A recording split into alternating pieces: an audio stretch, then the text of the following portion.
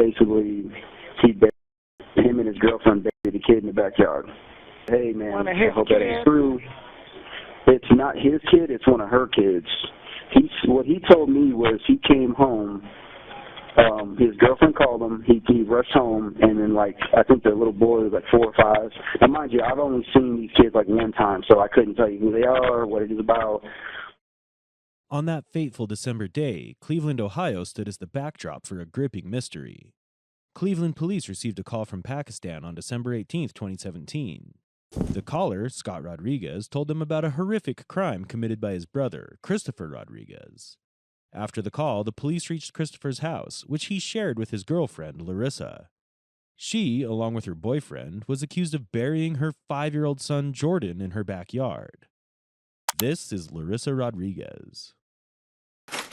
Well, we got a call want us to check on the well-being of the 5-year-old, 4 to 5-year-old kid. Her children were not all right. In fact, when the police reached her house, it was infested with cockroaches. Christopher Rodriguez and his girlfriend, Larissa Rodriguez. No, fine. All right. Hello, kids. All right. She said she has 9.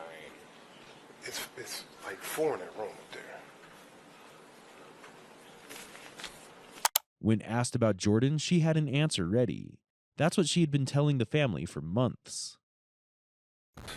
Oh, Jordan? Yes, I do. How old is Jordan? Jordan, he is just turned 5. Where's Jordan at? He's with his dad. He's going to be visiting for the holiday. He's not here with us right now. She did not even know the last name of Jordan's father, nor did she know a way to get in contact with him. She claimed that he had recently changed his number, and Jordan's aunt had picked him up in August for their usual yearly vacation. It was not looking good for Larissa. On the same day, all 4 kids were removed from the house and placed in the county's care, and Larissa was taken into custody. You do have a right to remain silent. That's exactly what Larissa Rodriguez did. Stay silent for months. After her rights were read to her, it did not take long for her to admit to the crime.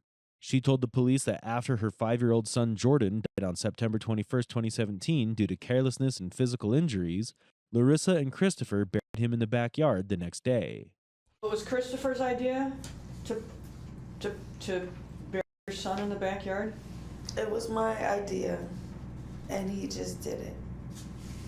Just because I didn't want Jordan to be far away from me. I just wanted him to be close. I was not ready to let Jordan go. Look at how Larissa is detailing this without remorse. It seems as if she feels she has done a good job.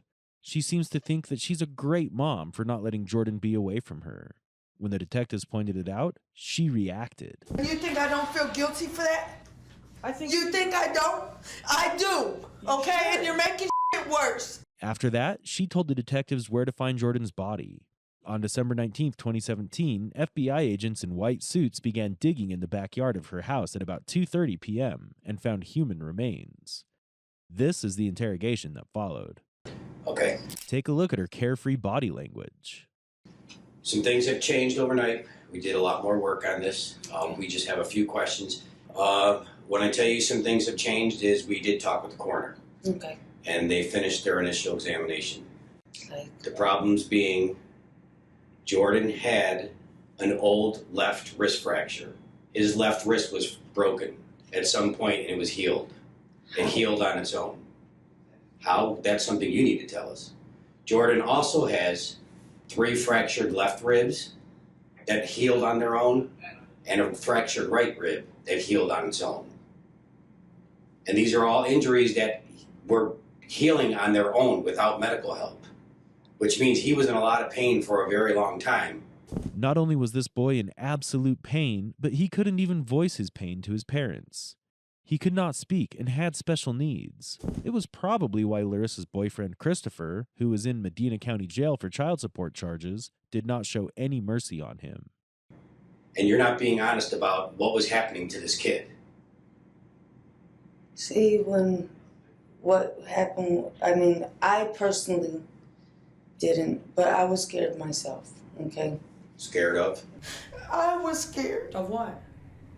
that I was just gonna have all of them taken from me, but I still love them. He's my kid. I think talking to my sisters yesterday actually opened up my eyes a little bit and made me realize I should not be the only one taking full blame for this. Larissa's sister Anna once found Jordan tied up with a sock in his mouth. She said Jordan was last seen alive by her family on July 17, 2017. She revealed that by the end of the month, on July 31st, 2017, Larissa told the family that Jordan was half dead in a closet. Life was not easy for little Jordan, but he faced a fate much worse at the hands of his own remorseless mother. You know, sometimes I need to be more rough on them, but that's just not in me. The female interrogator attempted to appeal to Larissa's emotions and pretended to show her empathy to make her talk more. To sit here and... I don't want to be that mother either. In about 10 seconds, you'll see Larissa trying to fake her emotions, but she fails miserably. She starts crying, but her voice changes back to normal almost immediately. I just don't want to be that mother either. Right, I don't. I mean, I was like that when I was little. I can't be that type of mom to sit there and expect you, okay, my kid may do something wrong, but I see other discipline, you know, timeouts, you know, corner, you know, bedroom, you know, sometimes my Help Me Grow worker even seen it herself. You know, no matter how bad my little ones can act up, I never had that in me to hit my kids. But I think I was just so scared because I used to get my ass beat by Chris just because I defended my kids. My daughter, my oldest son can tell you, my older son had to pull a knife on him because he put his hands on me the way he did. How long were you and Chris together? About 2 years. Okay. And he was living with you from day one? Yeah. Our understanding is that you were dating someone else who moved out, and you met Chris online? I was with Jake. Okay. But Jake wasn't in the house for more than 2 weeks. Right. Since when and he I left, first and then moved Chris came in. Right. And you met him online? Yes. Meanwhile, Jake, or Jacob Wagner, Larissa's ex-boyfriend and father of one of her children, was being interrogated by another detective.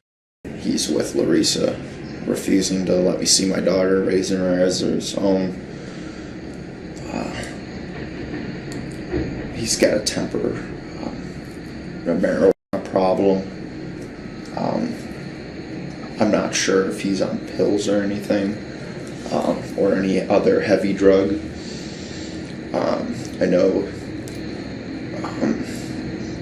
from what Anna told me, because Anna was living with her there for a little bit, and she was sending me pictures of my daughter because I wasn't allowed to see her. Okay, so just before I left the room to start the recording equipment, you began telling me that you began your relationship with Larissa in January of 2014. You said it was good for 3 to 4 months. Yes. At that time, she has Mariana, Milton, Anthony, and Jordan. She's in a custody battle for Nevaeh. Correct. And then she gets pregnant with your daughter. Yes. Larissa had 9 kids, all with different fathers. It is also important to notice Jacob's body language, which is very different from Larissa's. A cousin named Julio? Yeah, a supposed cousin named Julio. What made me not believe that's her cousin is because me and her were going through a really hard time. We were arguing back and forth. She's accusing me of cheating out of nowhere. Just calling my bosses, telling them I'm a drug addict and stuff. And then all of a sudden, you know, I used her phone, and the text messages was text messages from him, several text messages. We're going back and forth with each other. Julio, you mean? Yes, going back and forth with Julio. This is when my first year with her. I knew she was pregnant with Tatiana. She moved him in, and he just got out of prison not that long ago. I can't remember for what, though. If I could interject. Yeah, please. So what I see happening is, like, I think March of 2016, you were going through the process of trying to enroll Jordan in a class that's specific for him. But is it Chris that doesn't want him to do this? Or is... Because what I'm reading... I did try to get him enrolled in school and stuff like that. Because what I read was Jordan would have benefited from an environment with children like him. He is autistic, most probably. Yes. Now, in Larissa's case, her body language is more restricted. She doesn't move much when the detectives start asking the question. But as she starts answering and notices that she's getting support from the officers, especially the female interrogator, she starts using her hands more to make it sound more convincing. I was doing what I can, you know, and if you notice, none of my kids or nothing ever went through this until I got with Chris. I know. That's why, listen, Nina, I'm not trying to give you a hard time. I'm a mother and you're a mother. And I know you're grieving. My sisters made me realize that, you know, like... Listen, I know you had a horrible upbringing. It's terrible. I know. Police records show that Rodriguez had a history of violence as both a victim and a suspect. She has been connected to various incidents, including a missing persons case, assault, and domestic violence. When she was 15, her parents allowed her to live with her then-boyfriend, who attacked her in December 1998. Her parents refused to allow her back into their home and to provide care and support her. According to Anna, Larissa's sister, their mother was attacked in July 2007 by her then-boyfriend, Juan Mateo, because she had flirted with another man during a party. Bloodied, she stumbled to a nearby pharmacy, collapsed, and died. Ever since day one, ever since everything happened, I wanted to reach out. I wanted to tell somebody. The day it happened, the first person I wanted to talk to was my counselor. I wanted to tell her what happened just because I was just so scared. I needed somebody to confide in. Okay. And I don't have that support. When you say the day that it happened, do you mean... The same as that day. September 21st? Yes. Okay. I mean, I needed somebody to talk to. And in my heart, something told me that he did something to my son. I have to make a coffee here if you want something. Okay, thank you.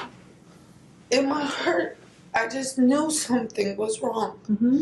I just knew it. Like, you know, okay, if he can hit on me, and he can discipline my other kids, but he wouldn't discipline them like he did Jordan. Mm-hmm. How does he discipline Jordan? It was just different. I mean, as far as, you know, how you said the sock in the mouth, none of my kids got the sock in the mouth, only Jordan. And I used to sit there and tell him, don't do that. You know, I used to get yelled at. My kids all can tell you I defended all my kids. And that's where a lot of me and his arguments came in, because I did defend my kids. And that's where he would put his hands on me.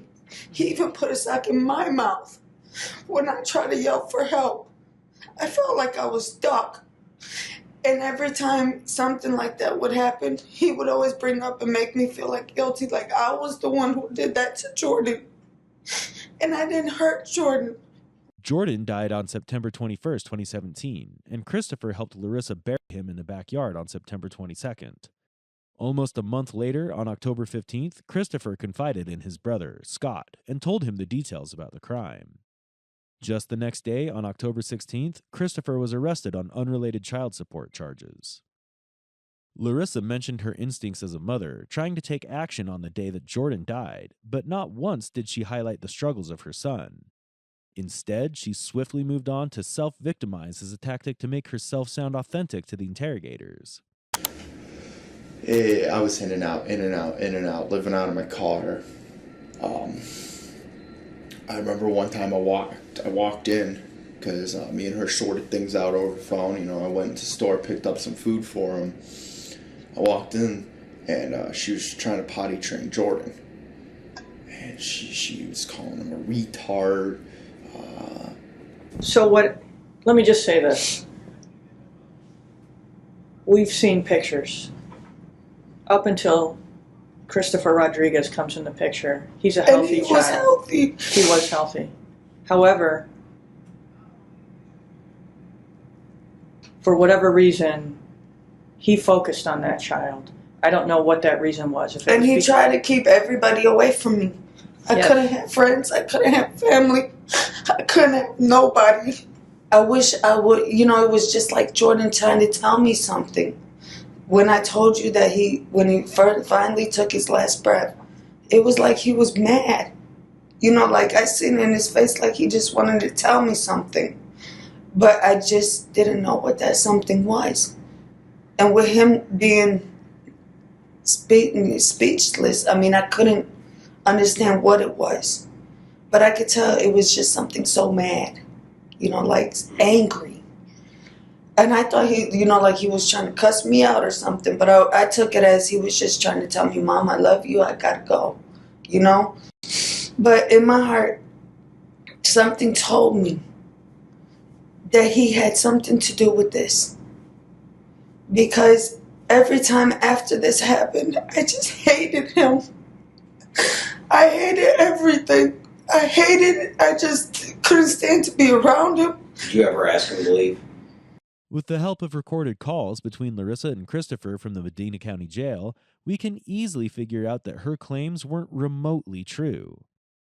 Not only did she lie that she hated him and could not be around him, but she also faked her emotions, which accounts for clear signs of manipulation. I love you. Crazy. I don't know. 1 minute you got everything. All right, love you too. I love you. Yeah, I hear you, baby. Hey. Yeah.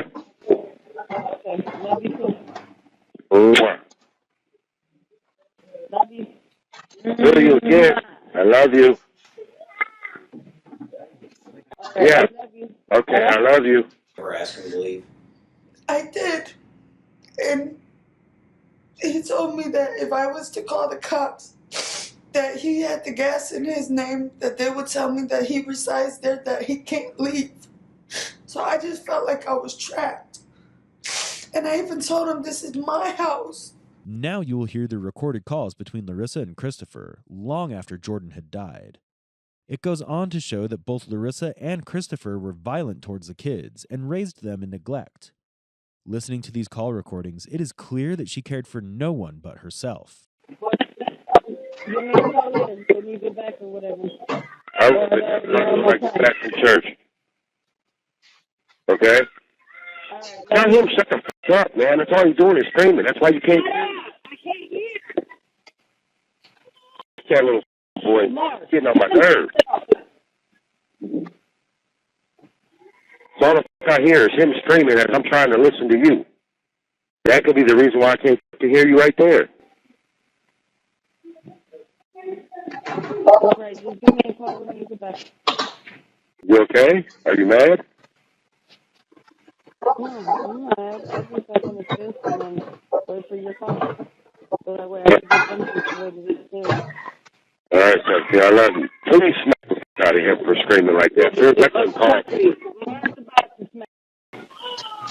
She only fed certain kids more than the others. And I believe it's a race thing for some reason. It was Nevaeh and Jordan that are always put down the most. Poor Mariana always had to watch the kids when I was gone. Mariana would call me, hey, I'm home alone with the kids. What do I do? I'd come over, help her. But so she only feeds certain kids?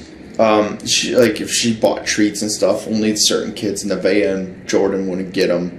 Are they Caucasian? Yes, they're part Caucasian. She's full Cuban.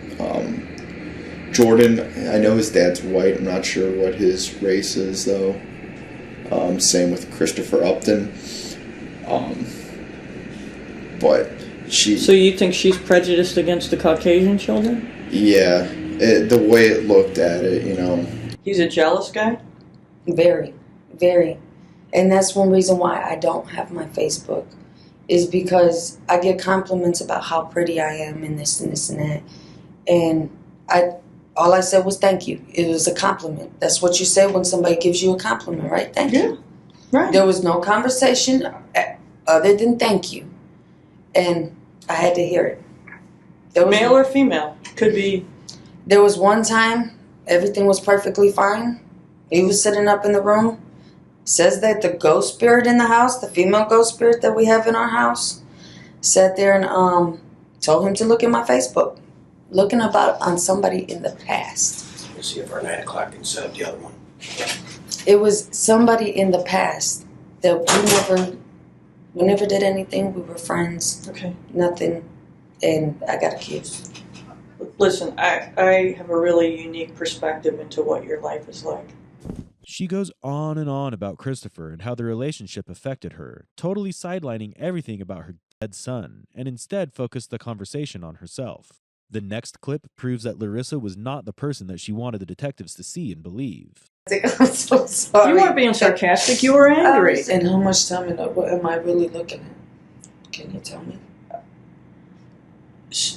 I can't. During the trial, Larissa's crimes shocked the entire courtroom, so much so that the judge could not hold back her emotion. I know as a judge I'm not supposed to show emotion. And in 22 years I never have. This is one of the worst things I've ever seen in my life. The court imposed a sentence as follows. Count 1, involuntary manslaughter, felony of the first degree, 11 years in prison. Count 2, felony of the second degree, felonious assault, 8 years in prison. Count 3, felony of the second degree, 6 years in prison. Count 5, abuse of the corpse, felony of the fifth degree, 9 months in prison. Counts 1, 2, and 3 to be served consecutive to each other and concurrent to the sentence imposed in count 5 for a total sentence of 25 years. The sentence is to be served concurrent to the sentence previously imposed in 625-508 for a total sentence of 25 years. Your sentence is as follows. Count 1, involuntary manslaughter, 11 years in prison. Count 2, felony of the second degree, felonious assault, 8 years in prison. Count 3, felony of the second degree, 8 years in prison. Count 5, abuse of the corpse, 1 year in prison, all counts to be served consecutive to each other with credit for any time served. That's a total sentence of 28 years. That's the maximum sentence available. Local people organized a wake to remember Jordan in his life as an adorable child. No matter what the different stories are, Jordan was in pain and he was mercilessly killed, while his own mother forgot to take... Ma, I just wanted to let you know that I still love you, but I want you to tell me the truth and what really happened. Tell me the truth. I'm your oldest son. You never lied to me. I don't know why you would lie. And I just wanted to tell you I love you, and I'm going to get justice for Jordan. He's my little brother. You're my mother, but I have to do what I have to do. We're bound to get justice for Jordan. This is what this all boils down to. At the end of the day, it's for Jordan. But Larissa, I love you. To bless this family in the name of Jesus. Who do you think was responsible for Jordan's injuries, Larissa or Christopher?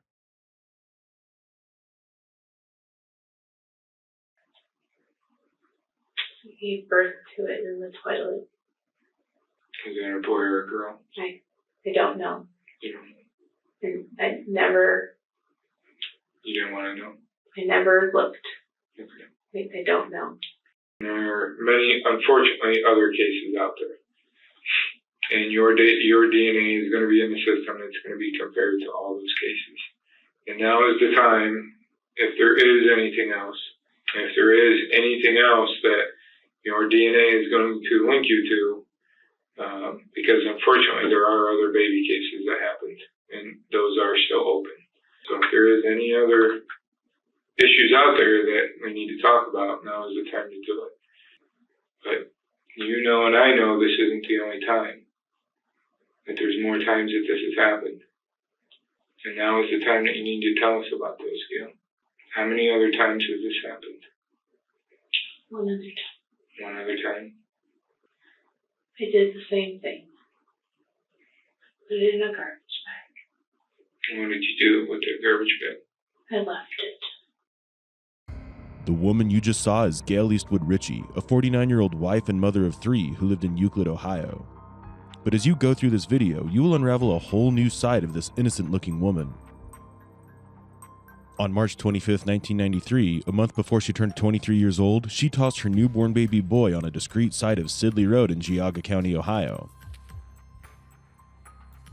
She heartlessly wrapped the child in a garbage bag a few moments after it was born and left it in a remote area, hidden from unsuspecting passing vehicles. The next day, 2 newspaper delivery men found it and called the police. The child was left with no chance to survive and unfortunately was found dead. But this stirred very strong emotions in the people of the county, and the case became very popular at the time. The community even came forward and raised funds in order to have a proper funeral and tombstone for the baby. And since the baby had no identity, the tombstone called him the Geauga's child, named after the county that claimed him as their own. All efforts were made to locate the mother of the child, but to no avail, and the case went cold. But this was until 2019, when DNA testing brought about big revelations. By this time, Gail was happily married to her husband Mark Ritchie, who had been her boyfriend at the time of the crime, and also the father of the baby. The DNA of Geauga's child was put through the system, and the police quickly narrowed down the mother and visited her home for further inquiry. Yeah? Hey, how you doing? Good. Listen, Geauga County Sheriff's Office. We just want to see if we could talk to you for a couple of minutes. Oh, yeah. Okay. You have any idea what we want to talk to you about? Because I kind of think you might. Well, my parents said that you were at their house. Mm-hmm. And what do you think that's about? It was about a baby. Yeah. What about? A baby that was left. Mm-hmm. Can you tell us about it?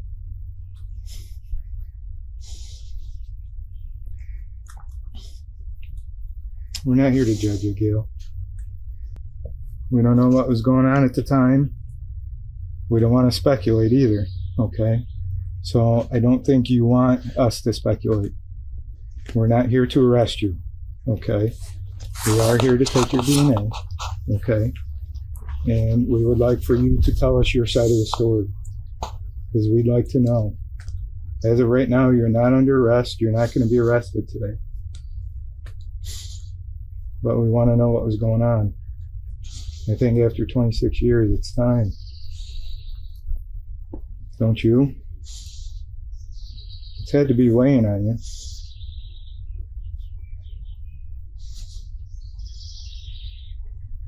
Should we go inside? Well, what we'd like to do is get your DNA, okay? And then we would like for you to come back to our sheriff's office so that we can talk. You're not being arrested, okay? But we need to sit down and we need to hear your side of the story. Okay?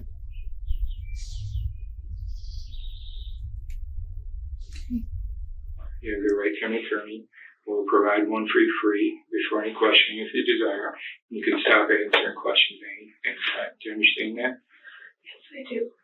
And with that being said, we do appreciate your cooperation. Even before bringing Gail in for questioning, officers make it a point to assure her that they only wish to find out the truth and not judge her. The topic at hand is very sensitive. There could be a lot of reasons why Gail did what she did in 1993, and an empathetic approach will allow her to open up more. The detectives have to explore the possibility that Gail may have been in a vulnerable position herself when she abandoned her child. The technique of interviewing being used here is the peace model. This is an interviewing technique that is used to ensure that the interrogators produce evidence while still taking a more empathetic approach. It has 5 stages: preparation and planning, engagement, account and clarification, closure, and evaluation. We will discuss each stage as the detectives apply them in real time during the interrogation. The first stage begins with mapping out an interrogation. They have already reviewed existing evidence and suspect information. It will help them determine the objective of the interview and what questions to ask. In this method, the interrogations are more like interviews as they are much less harsh.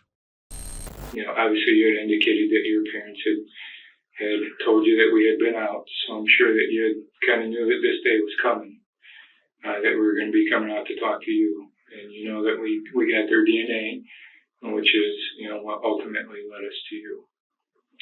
And what we would like to do is, we're not here to judge you. We don't know what was going on in your life at the time. We know that there probably weren't as many options for people at the time, but that being said, we'd like to, get your side of what happened.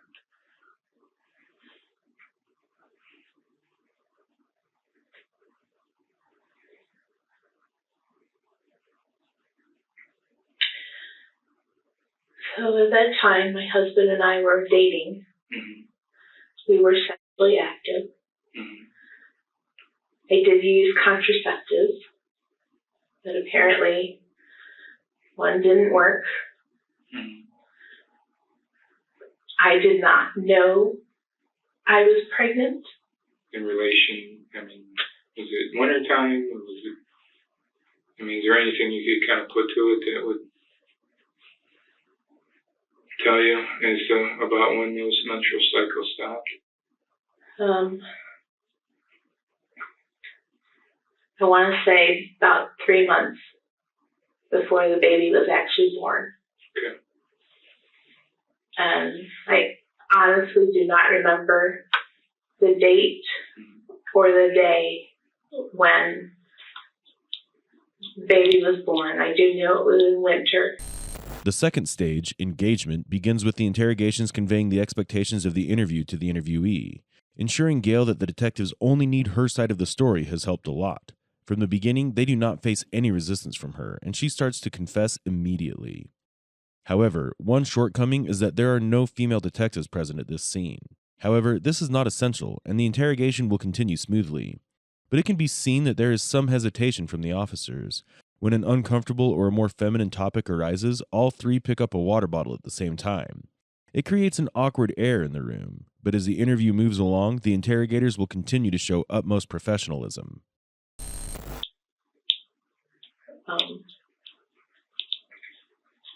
I was at work. I was a nanny for a family in Shaker Heights. I was waiting for them to come home from school. I hadn't been feeling well at all that day. The next thing I knew, I was giving birth to a baby in the toilet. I didn't know what to do.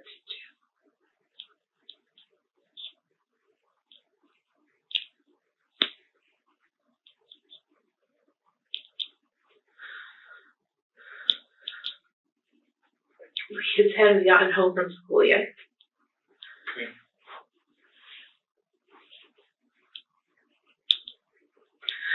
The only thing I could think of was to put the baby in a bag.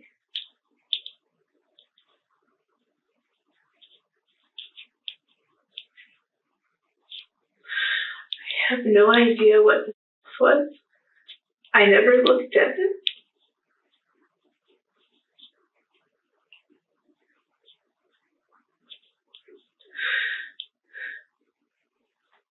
I took it out to my car. I placed it in the trunk.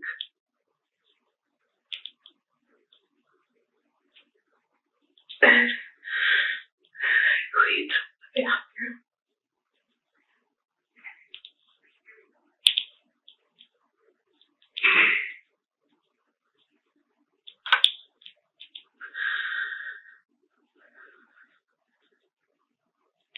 Was the baby still in a bag at that time? Or did you put it in something else? But Like a garbage bag? mm-hmm. Okay. Yes.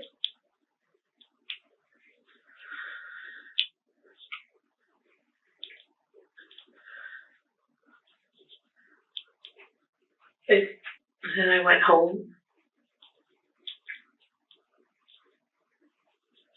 Where were you living at the time?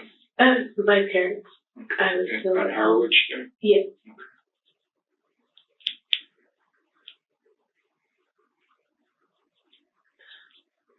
I wasn't sure what to do.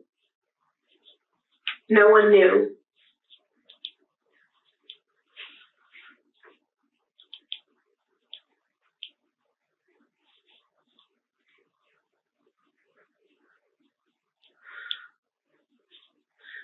Then we had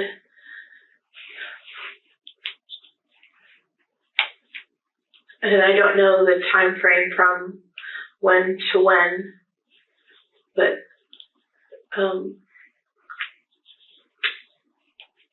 camps that were associated with Koinonia out here. I came out with our youth group for a weekend.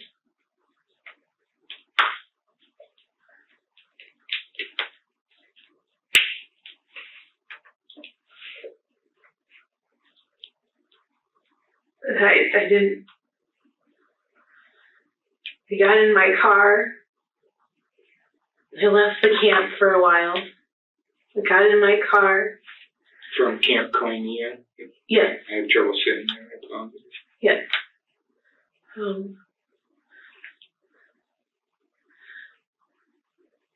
I got in my car and just drove. I don't know where I ended up. And then what time would they come home from school? 3:30. And you would stay till about what time? 6. Usually 6. 6 o'clock, and then you would go, and that's when you went home from there? Yeah. Okay. So, do you remember what day it was? Was it Thursday maybe, or Friday? I honestly don't remember the day or the month. But you said you went to a weekend camp that weekend, right? I don't know if it was that weekend. It may have been a whole week. Okay. Gail is upfront about giving the information herself, but the detectives find it difficult to get her cooperation when they ask about other people's statements. She refuses to give the information of the family she babysat for at the time because she does not wish to embarrass herself. Her expressions become painfully cold when asked to share the identity of that family.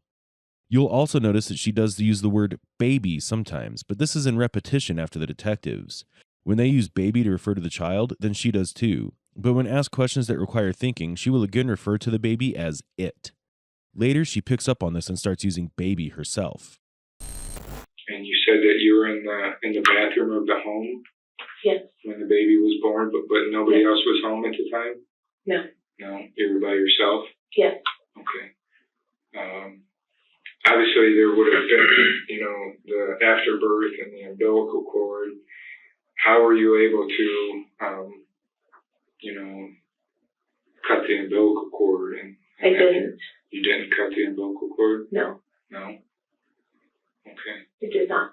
So you left just basically everything attached to the baby? I did. The afterbirth, everything was still attached to the baby? Yes. And obviously, that the baby was born alive. I don't remember. I don't recall it ever crying. Okay. But it's not like it was stillborn or anything. I mean, the coroner's report shows that it actually was breathing. Okay. So at some point, there had to be something kind of that you heard or saw, and the baby had to be moving, or it's possible. I don't remember. I remember picking it up and placing it in the bag.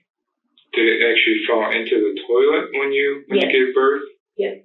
So everything just kind of fell into the toilet? Yes. Okay, not onto the floor or anything like that? No. Okay, so the baby was actually in the toilet? Yes. Okay. And when you put it into the bag, was it still moving or anything? I don't recall it moving. You don't recall? No. Okay. You said you were able to clean the bathroom up prior to the kids you were nannying returning home? Yes. Okay. And did you, after you put the baby into that bag, did you immediately take it out to the car, or was there some time lapse while you were cleaning? I probably cleaned and then took it out. Okay. I don't remember what. I understand it's been 26 years, and I don't even remember what year it was born. After this point, the third stage, accounts and clarification, begins. The investigator tries to clarify necessary details and encourages further conversation. Sometimes this stage may include adversarial techniques, such as the use of close-ended questions, or the investigator challenging the subject regarding any inconsistencies in their account. In this stage, the assumption is that even though the subject has opened up and seems to be sharing details, there are aspects of the crime that are being hidden. So they probe into the same events over and over again so that small inconsistencies can cause slip-ups. How long before you moved into that house do you say the baby was born? Was it months, weeks, years? Well, it was in winter. It was in winter. So was it like that winter before you moved in, or was it a couple winters before? It may have been January of that year. I don't. So you think it was that year in '93 when you moved into the house? I don't remember what year it was. Okay. But it was cold and snowy. I guess it could have been at the end of '92, maybe December of '92, but the kids would have been home for Christmas break, so it must have been January of '93. January of '93, somewhere around there, that the baby was actually born. Yeah. Okay. Were you active with anybody else besides Mark prior to that? I was not. No. So you're confident that Mark is the father. Father, yeah. Okay. Now, getting back to the like how the baby was born and placed in the bag. I did not cut it.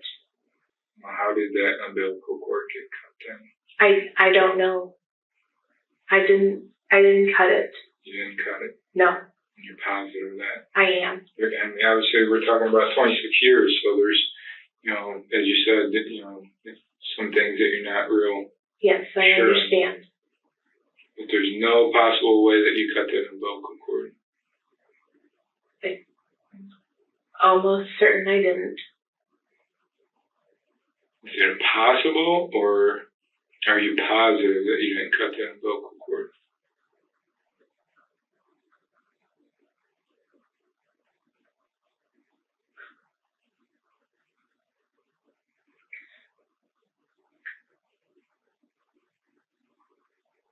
Because there's a couple of things, Gail, you've told us a lot, but there's a couple of things that I am kind of struggling with.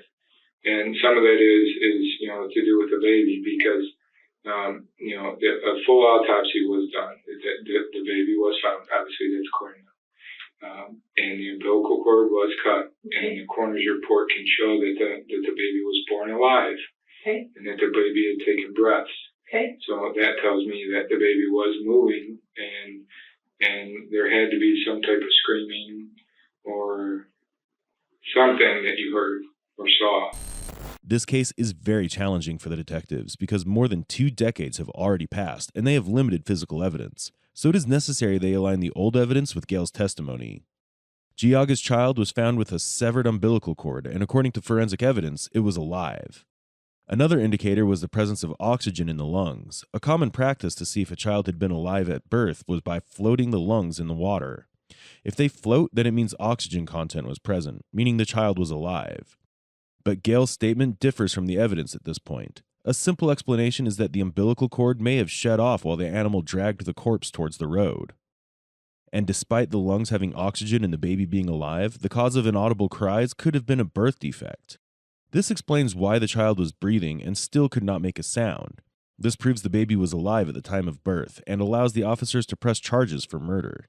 I don't know if that's just something that you don't want to remember, obviously due to the circumstances. It's possible, but I really don't remember it ever making a sound. How about in the bag? Was it still moving around in the bag? Or had it kind of maybe drowned in the toilet? Or was it still kind of moving around in the bag? Well, I can tell you it didn't drown in the toilet because it didn't have water in its lungs. No, I don't think it stayed in the toilet long before I put it in the bag. So even in the bag, it's got some oxygen in there. It's breathing. It's taking some breaths. It's probably moving. It's got to be making some kind of noise.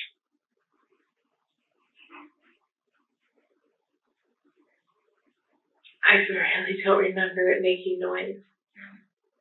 I really don't. Do you remember the bag making any noise? Was the bag moving, crinkling?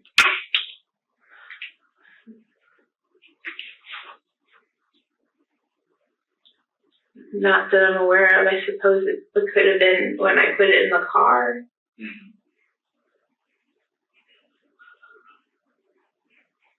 But either in the toilet or when you quickly put it in the bag, it had to be making some kind of noise or moving around. But ultimately, due to your condition at the time, your intention was no matter what, you weren't going to keep this baby. I didn't know what to do. You didn't know what to do. But because of those circumstances, you didn't know what to do. Was it because you were young, because you weren't married?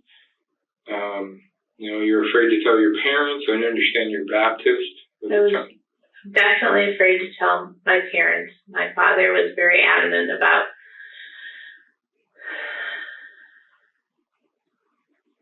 not having children before you're married. Did you think there was going to be confrontation with him when you told him?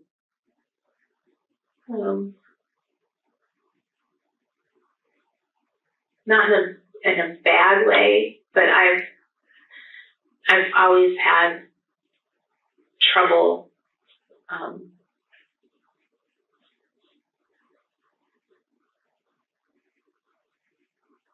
dealing with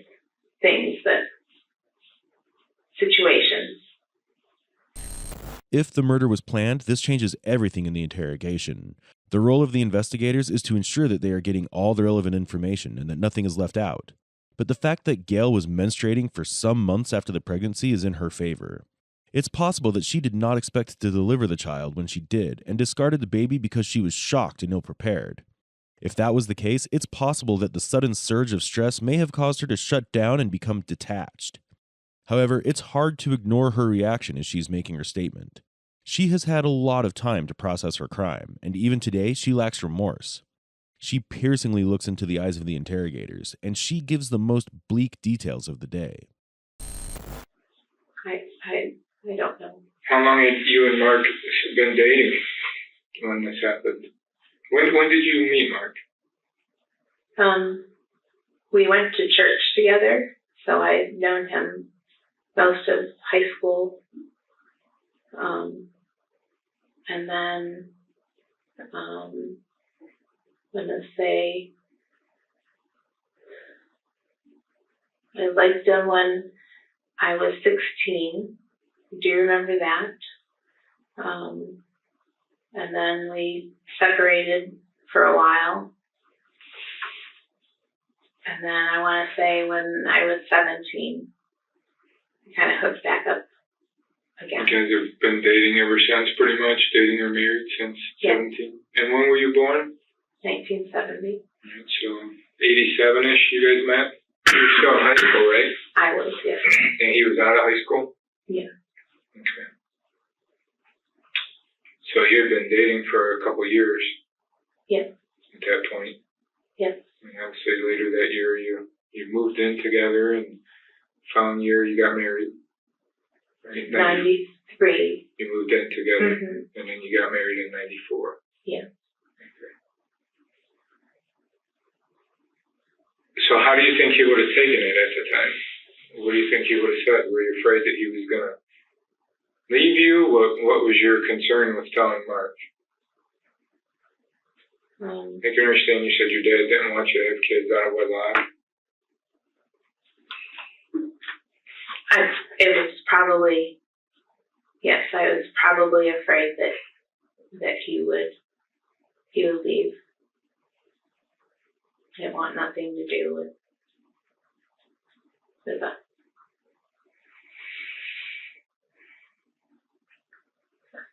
I think I was afraid also for what his family would think. I always go to the worst scenario and not the best scenario. And what was the worst scenario in your mind?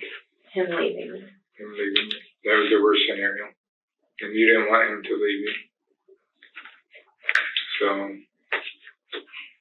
in your mind, the way to keep him is to not have this baby because you wanted to keep him around, right? So that's why you hadn't told him, and that's why you hadn't told your parents. And I'm not trying to put words in your mouth, so it seems like this was kind of your plan, whether or not it happened that day or another day, but this is what you had anticipated happening, or the outcome being. You weren't going to tell anybody, you weren't going to let anybody know that this was happening, and whether it happened that day or another day, this was your intentions, because you didn't want to lose Mark and you didn't want to upset your families.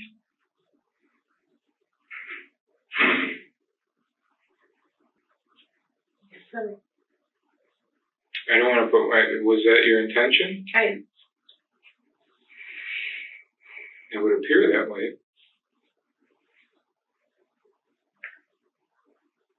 Because in your mind, if you tell Mark, he's going to leave you. If you tell your parents, you're going to be ashamed. And if his family finds out, you don't know what they're going to say.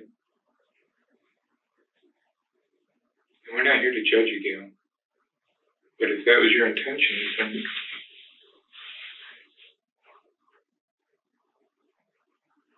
I don't think it was my. Had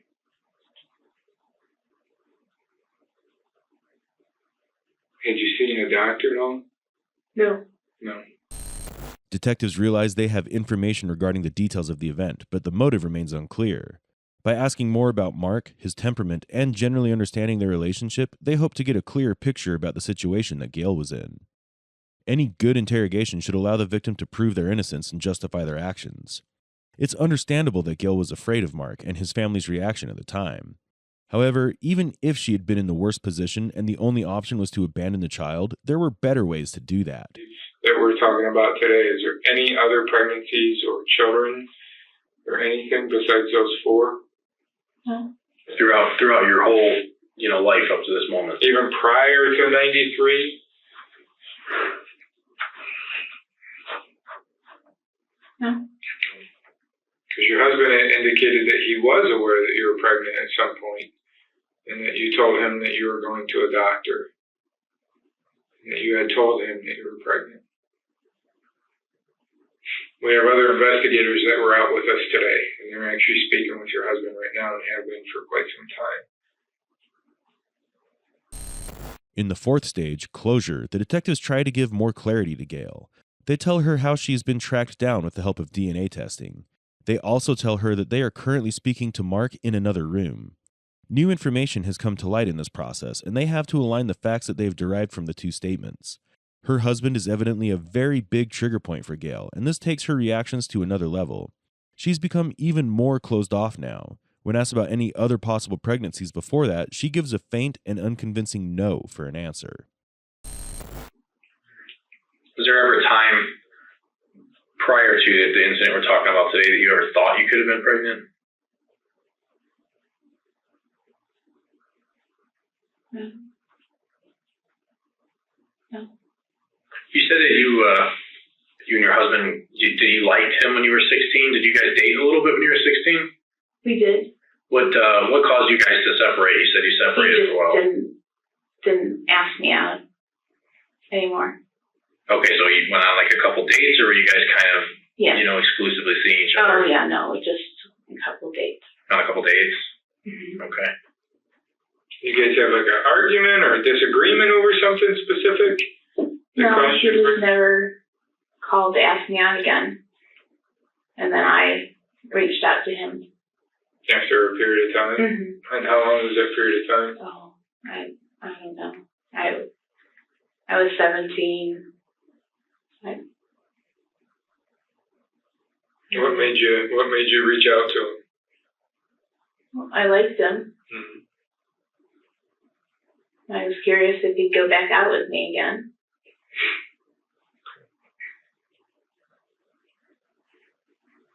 So we need to see if we can get something worked out for you. So if there's anything you could think of, I understand that you don't want to bring your issues into somebody else's house, and I respect that. But we also don't know, your kids don't know, your husband just found out. We don't know how it's going to go.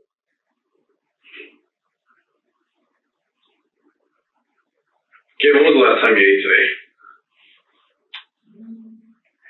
So before you left half for an work. hour before I left for work. We'll see if we can. Okay, do you want me to see if I can find you something to eat? Well, we'll see if we can get you something, and then it's your choice if you want to eat it, okay? The fifth or final stage is called evaluation. Here, the investigators believe they've collected enough information on the crime, and they try to assess the information and how well it fits the evidence. They'll revisit the topics that they are not entirely satisfied with at this point. They need to ensure that they have covered all the bases. The detectives not only worry for her safety from the people in the county, but also from herself. For the past 2 weeks, she's also been considering taking her own life. Her safety has become a priority at this point. Is the fact that obviously you know now we had a search warrant for your DNA. All right, and we have your DNA, and that is not only going to be compared into the child, but also into the database. And there are many, unfortunately, other cases out there. And your DNA is going to be in the system. It's going to be compared to all those cases. And now is the time, if there is anything else that you need to get it out there. You've come, clean with this, what's happened here. You've told us what's happened. If there is anything else that your DNA is going to link you to, because unfortunately there are other baby cases that happened, and those are still open. And then there's other homicide cases here in Geauga County and in Asheville County, Lake County. And now that we have your DNA, it's going to be compared to all those cases. It's going to be in that system. So if there is any other issues out there that we need to talk about, now is the time to do it. Because I'm not getting warm and fuzzy that this isn't the only time. That there may be some more times. And it's going to be compared to all those other cases, Gail. And the last thing you want to do is say that you came in here and be honest with us because, part of what happened is, truth in sentencing and showing genuine remorse and coming clean. And if there are other issues, now's the time that we need to talk about them. And I truly believe that you know that there is other issues. And we're here to listen. We're not here to judge you. We're not yelling and screaming. But you know and I know this isn't the only time. That there's more times that this has happened.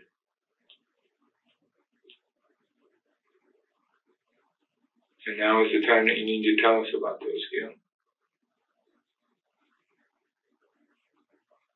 How many other times has this happened? One other time. One other time? And when was that? Was it before or after this child? Before. Before. Is that what Mark was talking about in 1991? Because he had told our investigators in 1991 that there was another pregnancy that he was aware of. I didn't tell him I was pregnant. So he may have known. Finally, Gail has confessed to killing a second infant. When the detectives asked Gail prior, they stressed on it because it is their responsibility to explore every angle. However, they did not expect it to be entirely true. There were aspects of Mark's statement that did not fit Gail's confession. Mark was aware of a pregnancy at some point, but it was before 1993. Detectives thought that Mark may have confused the year, and it may be a dead end, but Gail has put that suspicion to rest and confirmed the facts of a second murder. The detectives are shocked, but they try to maintain a professional demeanor. When was this previous pregnancy? Probably about that time. About the 1991 time? How old were you at the time? Would you remember that? Would that be easier to remember? 20, 21. Okay. 20. Explain that situation to us. Tell us what happened. Is it Mark's child as well? It is. And tell us what happened on that situation.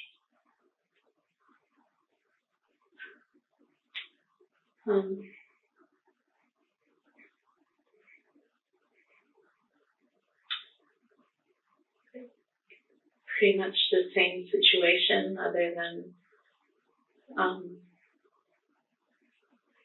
I had the baby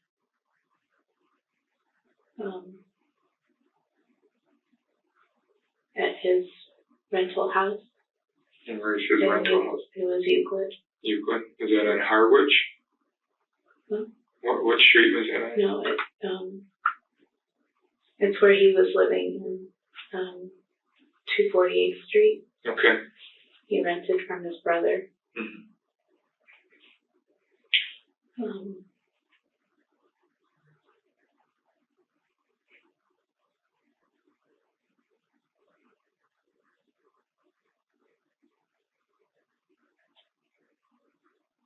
He gave birth to it in the toilet. Is that a boy or a girl? I don't know. You don't know. And I never. You didn't want to know?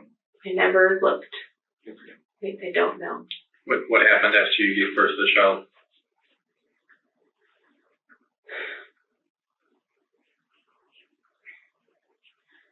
I did the same thing.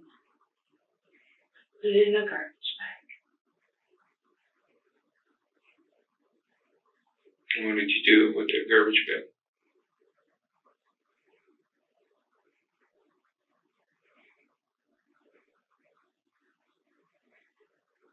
I left it. What do you mean you left it? What does that mean, Gail? I took it and left it over by medical buildings in Euclid. Where did you leave it exactly?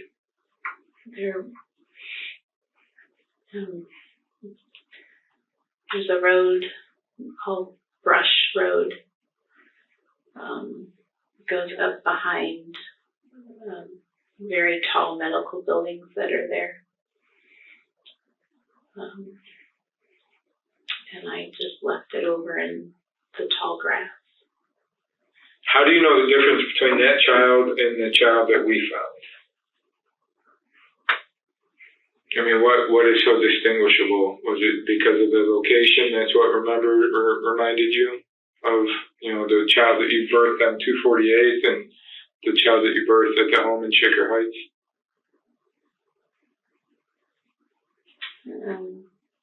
But it's very similar in nature how it happened, right? Yeah.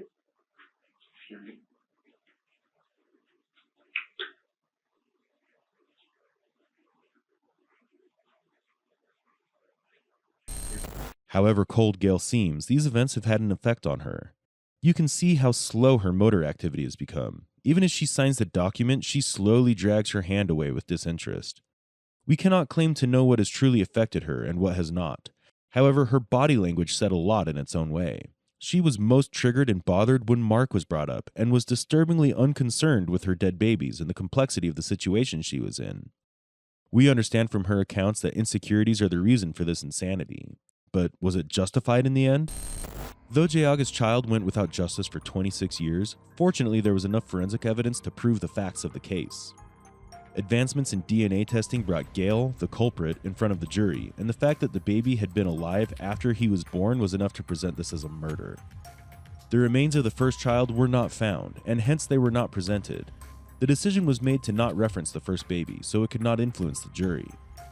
Finally, 51-year-old Gail Eastwood Ritchie was convicted of murder and sentenced to life imprisonment with the possibility of parole after 15 years on May 24, 2022. Judge Andre, who gave the ruling on her case, had the following to say in the end.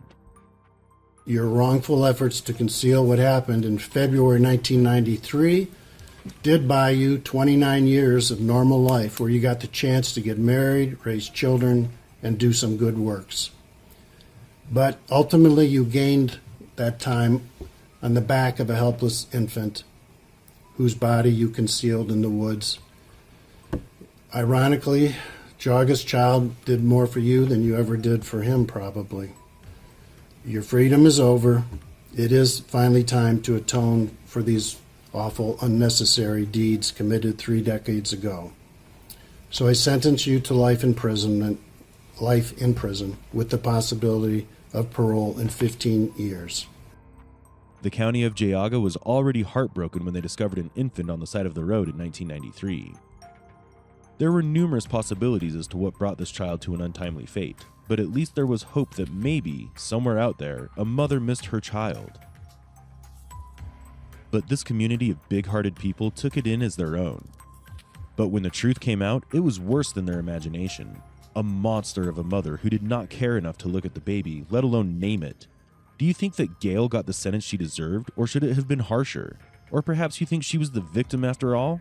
Share your thoughts below.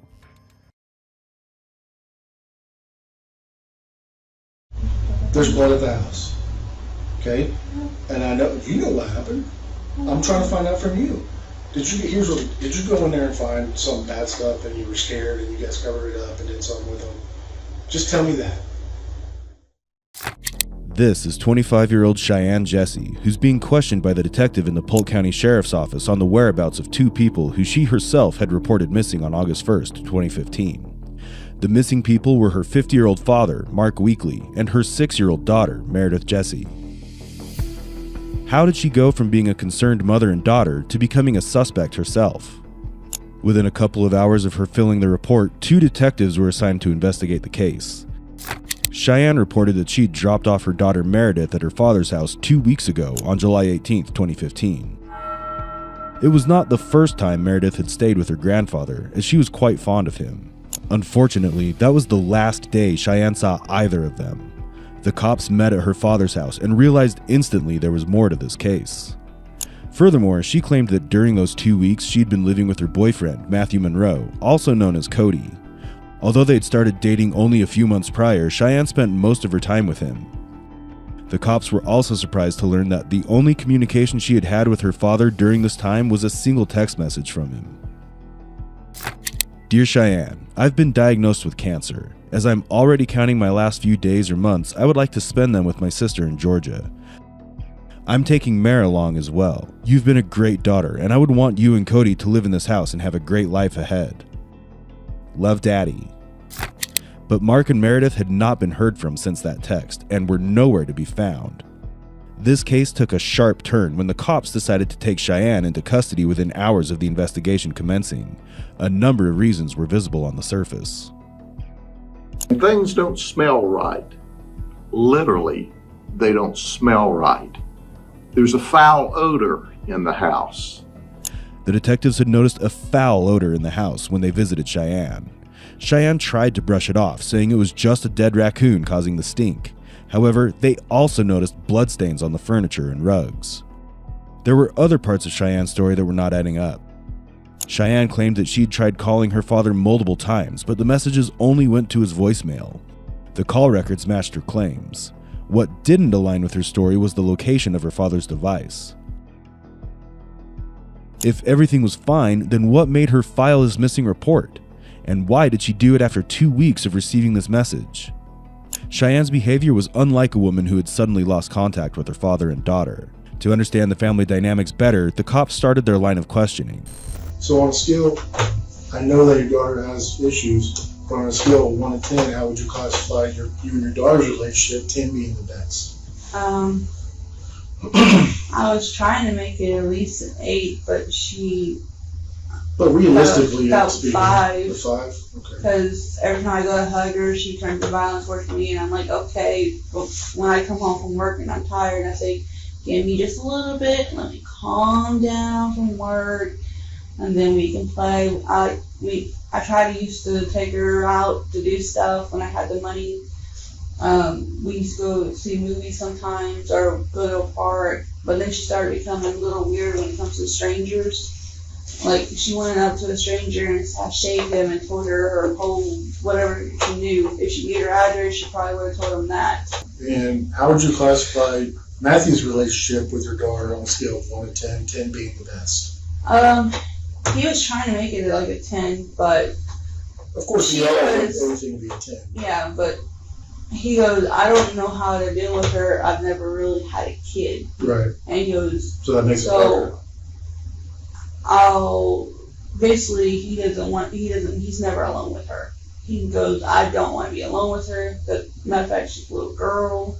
There's people will accuse me of all different things. I'd rather just be safe, and he takes her with his family. And as long as she's buying him things, she's happy and she loves him. But when he says, well, I can't buy it, we have to pay bills, then she hates him. And then she tells him that only thing he's good for is money. And I said, no, he's trying to be a dad to you because your dad is with his other family right now. That's what I tell her. So that's why she doesn't feel like, well, my dad abandoned me.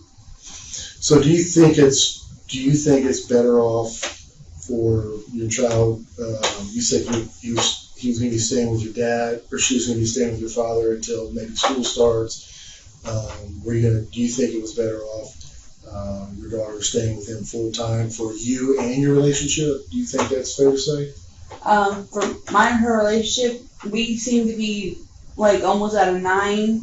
When me and my daughter. Okay. When she's with my dad. Okay. Because like my dad he can grab on him and some money, and then he has the money stashed up, so he can buy her what she wants when she wants, and she listens to his theory. She thinks all adults are stupid but Grandpa. Okay. Did she tell you that? Yeah, she's actually told me I'm So do you stupid. think that, having said that, do you think it's better for you and your relationship with Matthew if she's with your dad full time?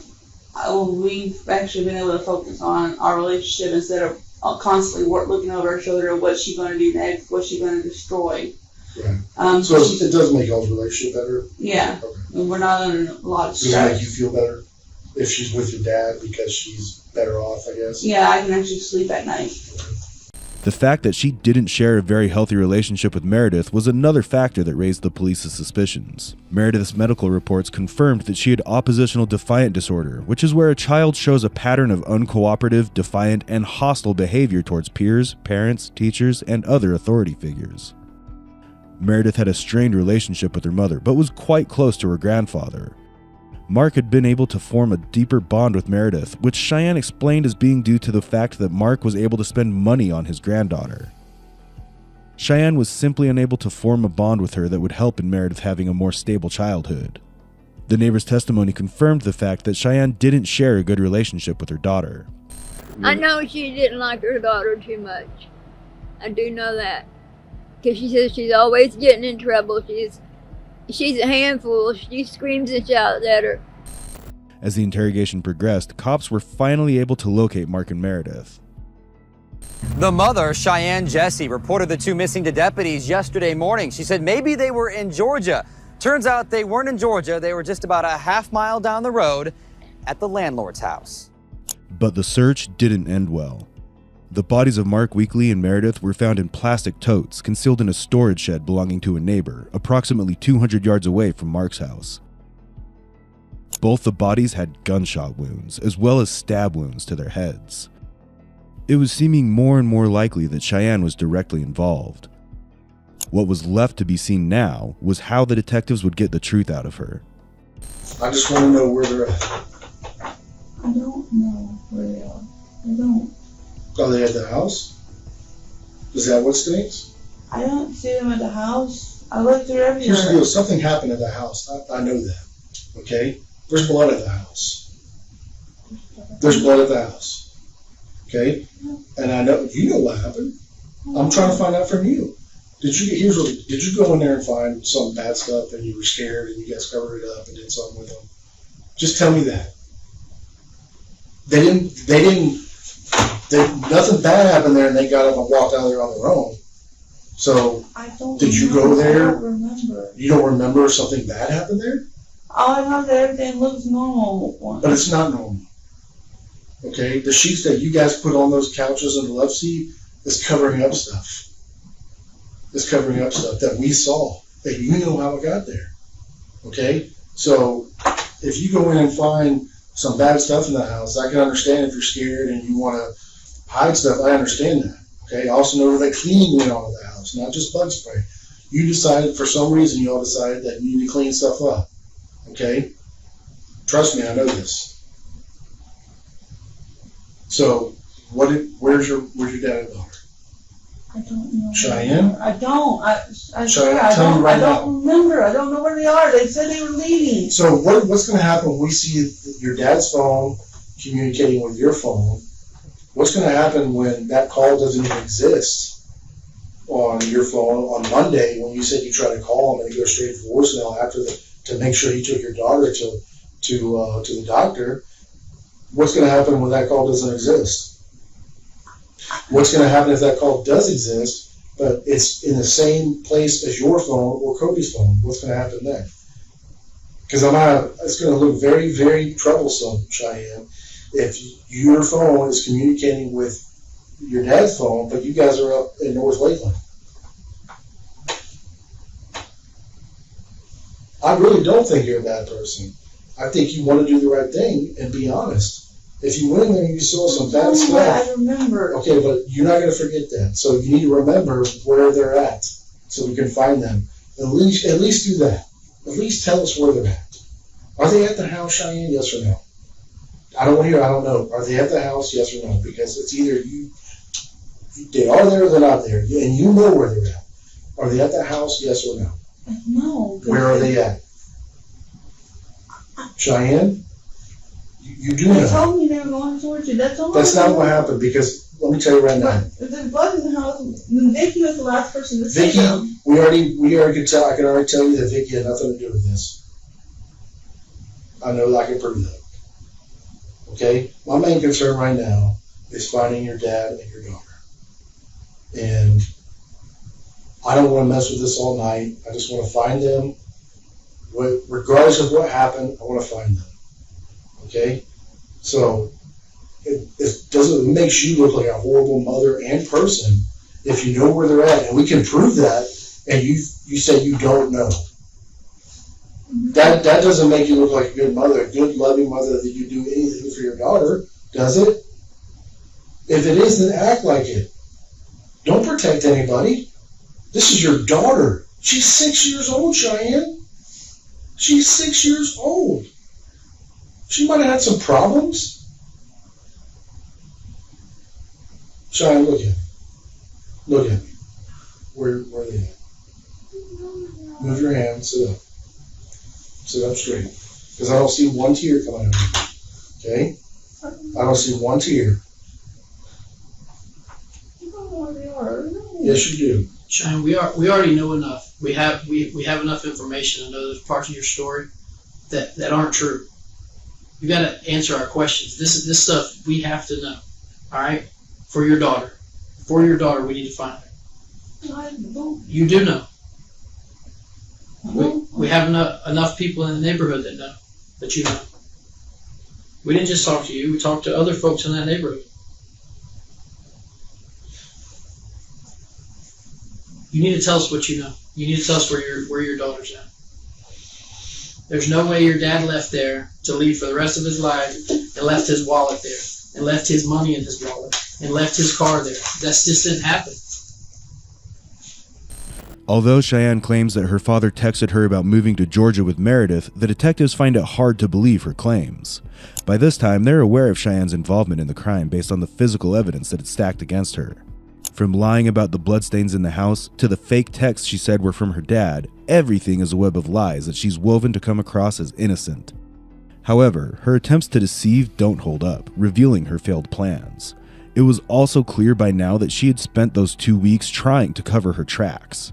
With more evidence in hand, the detectives were able to find the missing pieces to this puzzle. I don't know. Do you agree with me that a lot of stuff you said is not true? Do you agree with me? I'm just going off of what I remember. Okay, but do you agree with me? I'm not asking you what you remember. Do you agree with me that a lot of the stuff you told me is not true? Do you agree with me that the raccoon, you pulling it out, throwing it in the weeds right there is not true? Is that true? Just let's start with that. I pulled out a raccoon and I tossed it. Where'd you toss it? I tossed it like that. Where did it go? I heard it hit the woods or trees or something. But would you agree with me that's not even true? That's what I hear. That's what I... No. Would you agree? Isn't it true that you did not even pull a raccoon out of there? Is that true? Yeah, sit up, Cheyenne. Is that true, yes or no? Is it true that you pulled... Let's just be Yes. That's true that you pulled the raccoon out? Yes. And you threw it not even that far to get rid of the smell. Did that get rid of the smell? No, because it still stinks out there, right? Yeah. So, you tossing it 5 feet, how is that doing any good? You're going to go through the pain and labor of bending down, picking up a raccoon, and you're a woman with some tongs that you say you got out of your dad's kitchen and throw the raccoon. How big were the tongs? What it was like? I didn't use the tongs for the raccoons. You told me you did. I used that for the rats. You told me you used the tongs for the raccoons because I said you picked up the raccoon with your bare hands, and you said, no, I used tongs from my dad's kitchen. I used the pole thing to bring it out. And then how did you pick it up? Sit up, Cheyenne. See what I'm saying? I'm not. Cheyenne, I want you to sit up. Huh? My mind is. Well, let's take this slow. I want you to sit up and look at me. Please? Can you do that for me? Let's just start here. Let's start fresh. Okay? Now, I'm going to start little. Did you pull out a raccoon from under the house? Yes, sir. And why did you do that? But it stunk. Okay, and where did you throw it? I just threw it. You just threw it where? As the initial response to the question relates to the foul odor in her father's house, Cheyenne shares some random details that are not adding up. Watch how the detectives dig deeper, revealing more about the crime and the dark motives behind it. What Cheyenne is not aware of is that 2 other detectives have started interrogating her boyfriend Cody in another room of the same police station to try and resolve the missing links. I know you said earlier when we were talking about Meredith and everything like that, she was, I mean, it sounds like she was just hard to handle. Sometimes she could be real hard to handle. I mean, you had your good days, but bad days overrank the good days lots. Yeah. At one point I told her if we don't get some kind of help for this kid, I ain't gonna be able to put up with it. Like ending the relationship type? Yeah, because I did send her back to her dad's for a week while he was out of town. Her dad meaning Mark? Yeah, Mark. Okay. Where Greenfield. Yeah. I sent her back over there for a week because I needed some time to think because this was 23. This is a lot to handle. Yeah. And yeah, because she was already trying to get her help, but she was trying to get her help through Greenleaf or I don't know, someplace in Tampa. But all that woman wanted to do was the only thing wrong with her was she was ADHD. Well, you went over here to this other place, they said no. She's also got that defiance disorder. She'll right up tell you, I don't like me told what to do. When did you have this conversation with Cheyenne about, getting married to some help or having to rethink the relationship?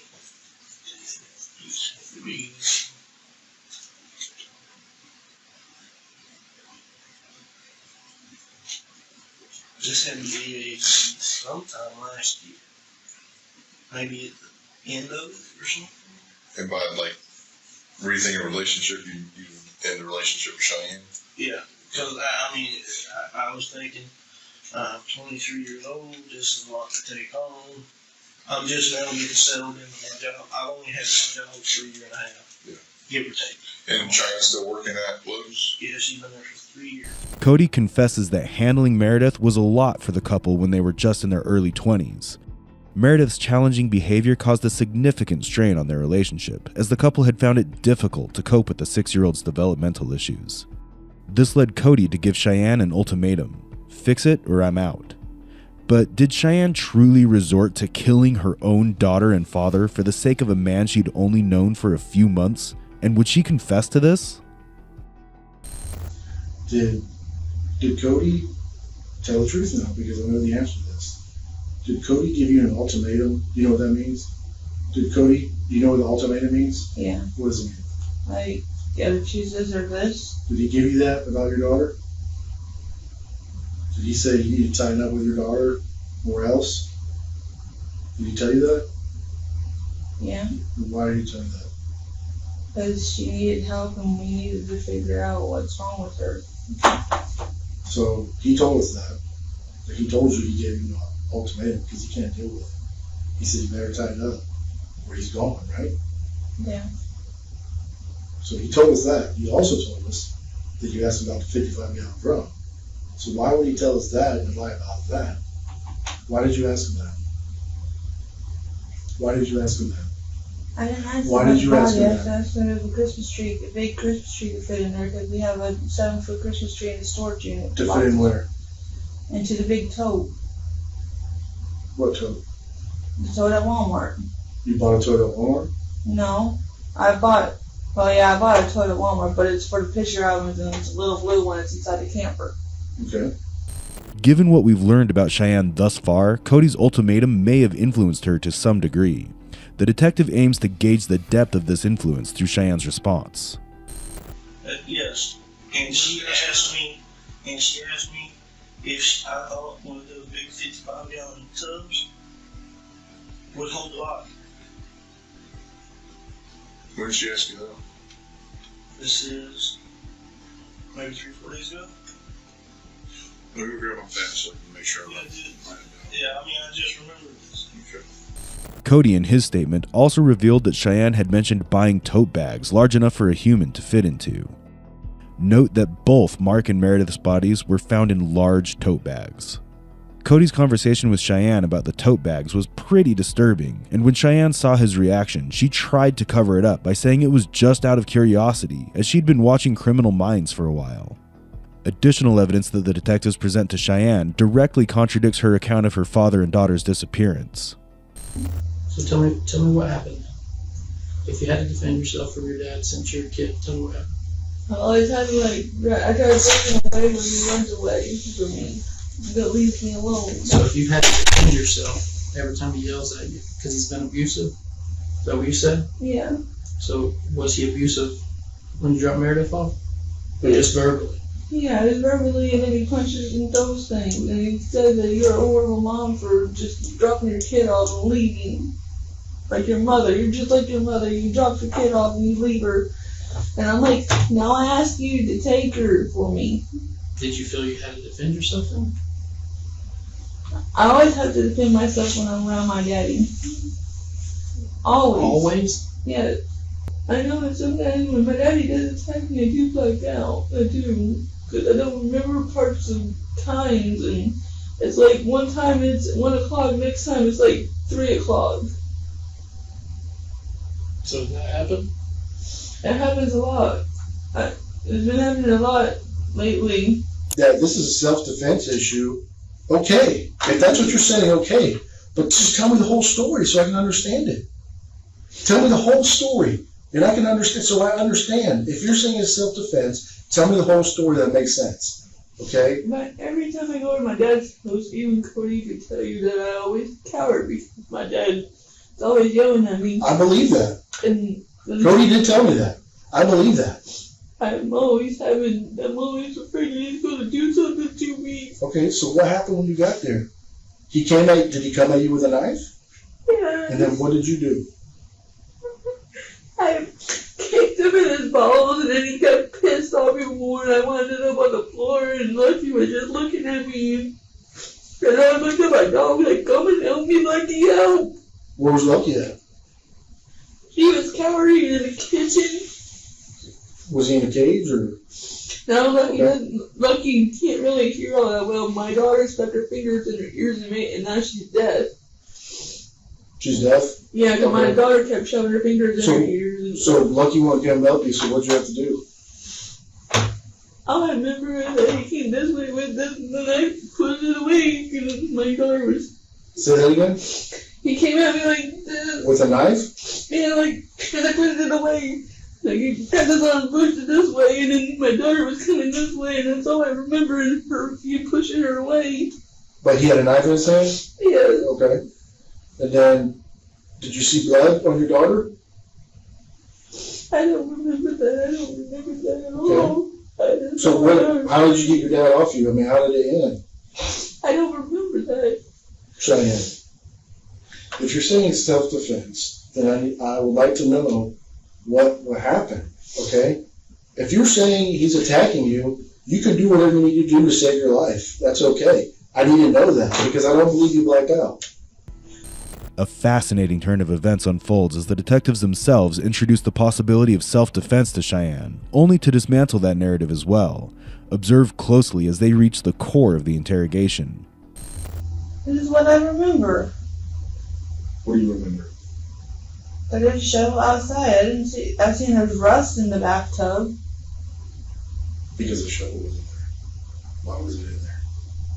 There's always been rust in that bathtub. Why was the shovel in the bathtub? I didn't see no shovel in no bathtub. Why was the shovel in the bathtub? I didn't see no shovel in no bathtub. Why was the shovel in the bathtub?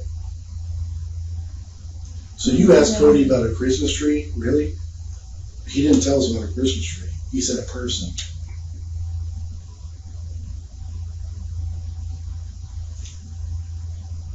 A Christmas tree buried in a storage unit in July doesn't make any sense. Nobody pulls a Christmas tree out of July. I was taking things out of that storage unit and put it in my I know, but that has no. Let's just stop with that. No. Why did you ask him about a person? No Christmas tree. You would have told us a Christmas tree. Why would he say a person? Why? We watch a lot of Criminal Minds shows. So you asked him that? What did you ask him? Tell me exactly what you asked him. I'm gonna see if it matches what he said. What all can you put in that tote? Like Christmas tree and You didn't ask about a stuff? Christmas tree. You and I both knew you didn't ask about a Christmas tree. Why did you ask about a person?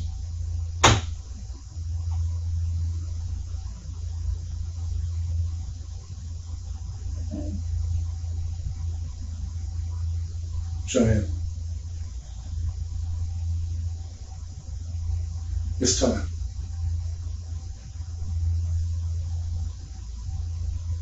That's all I remember. That's all I remember in my brain. No. Why did you ask about a person? You know you asked about a person because you just said, oh, we watched a lot of Criminal Minds. Why did you ask about a person being in the tote? Would it fit the tote?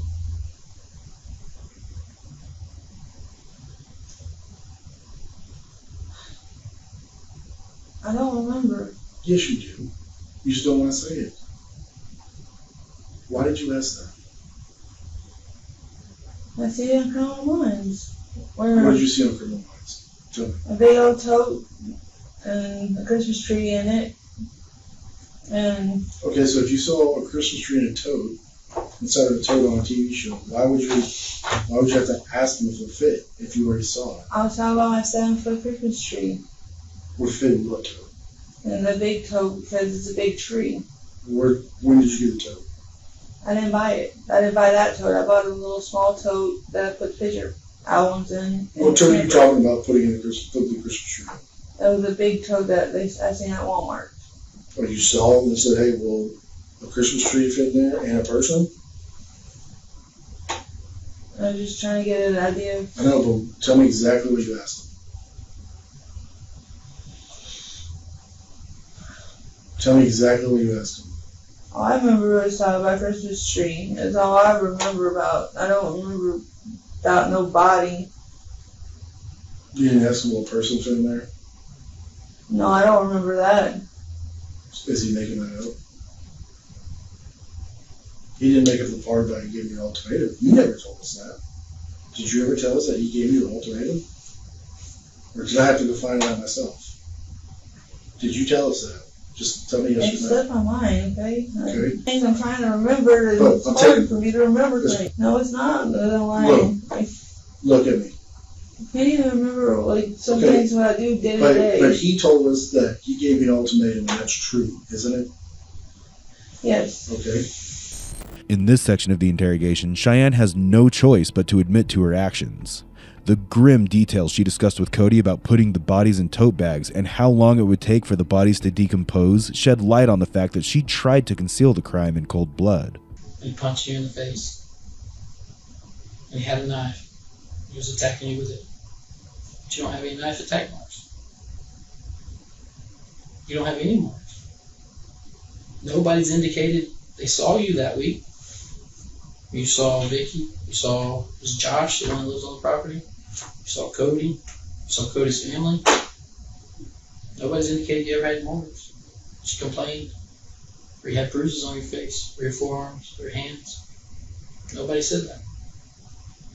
Now let's consider the opposite scenario, Cheyenne attacking her father. It's highly unlikely that a father would initiate violence and attack his own daughter.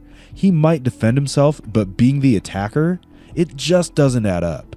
However, Cheyenne repeatedly claims that she was the one who was attacked, yet here she is sitting here without a scratch, claiming she killed her father in self-defense.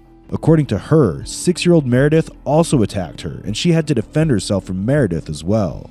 Unfortunately, Cheyenne does not come clean as to the real reason for her killing her father and daughter, but a lot of these questions were answered in court. Exactly 4 years later, on July 17, 2019, a 12-member jury convicted Cheyenne on 2 counts of first-degree murder and 1 count of tampering with evidence. One of the jurors even recommended the death sentence for Cheyenne. The court concluded that Cheyenne was unable to handle the intense stress caused by her daughter's emotional and behavioral difficulties. Due to the pandemic, her sentencing was delayed, but on February 5, 2021, Cheyenne Jessie was sentenced to life in prison without the possibility of parole. What transpired in this case was a butterfly effect from one event. Let's understand how. Cheyenne herself came from a broken family, enduring both physical and mental abuse from a young age. Unfortunately, these experiences were compounded by unresolved developmental issues that persisted into her adulthood. She was a little strange, but I didn't know that she had bipolar then, but it was a little strange. One significant consequence was her decision to raise her daughter Meredith despite lacking the necessary mental and financial resources. Instead, she relied heavily on her father for support. Unfortunately, Cheyenne failed to appreciate her father's support. Mark truly adored his granddaughter, and everyone could see this love but her. He'd rather you take his life than mess with that baby. Furthermore, Cheyenne struggled to cope with Meredith's developmental issues, adding to her burden. Amidst these challenges, her relationship with Cody was a rare source of positivity in her life. However, this relationship was strained by her daughter's needs. Hey, keep your hands where I can see them. What's going on?